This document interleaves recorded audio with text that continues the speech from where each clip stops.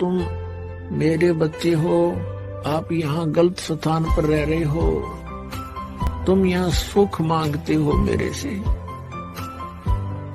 यहाँ का सुख तुम्हारा शत्रु है। ये नकली सुख तुम्हारा दुश्मन है, तुम्हारा जीवन नाश करता है। तुम्हें सुख चाहिए, सतलोक में चलो। और सारे ने क्या करते चले, हे भगवान, हे गुरुजी, इस जन्म में पार कर दियो।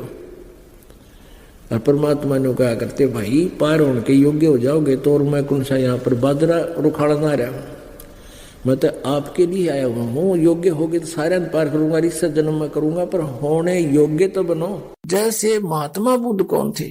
ये पुण्यकर्मी प्राणी थे और विष्णु के लोक से आए थे, स्वर्ग लोक से आए थे, विष्णु के स्वर्ग लोक से। अब यहाँ राजा भी बन गए, लेकिन वो सुख तो नहीं, यहाँ पर वो सुख है ही नहीं।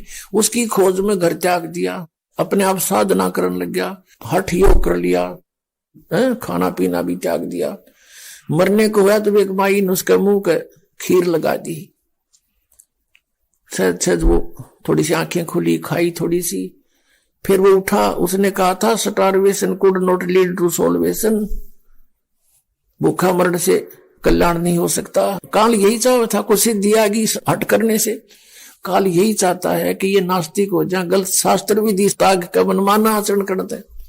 अब महात्मा बुद्ध ने जो आगे प्रवचन करने शुरू किए, उसके आधार से उसकी वचन में शक्ति, क्योंकि पूर्व जन्म की भक्ति थी उसमें, जैसे राधा स्वामी पंथ के शिवदयाल जी, और फिर उसके अनुयायी हुए हैं जयमल सिंह जी व्यास में, और फिर सावन सिंह जी के शेष हुए हैं खेमामल बलोचिस्तानी सामस्ताना, जिसने सच्चा सौदा सिरसा में अपना डेरा बना दिया।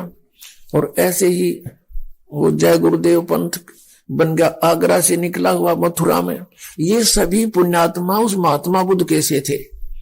और वो काल का फंस गया महात्मा बुद्ध, और उसने फिर क्या किया, पूरा रूस, पूरी चाइना महात्मा बुद्ध के उन विचारों पर आधारित होगी। उसने जो मर्यादा बनाई हुआ तो सही थी, लेकिन वे ऑफ वर्शिप उसकी रॉन्ग थी।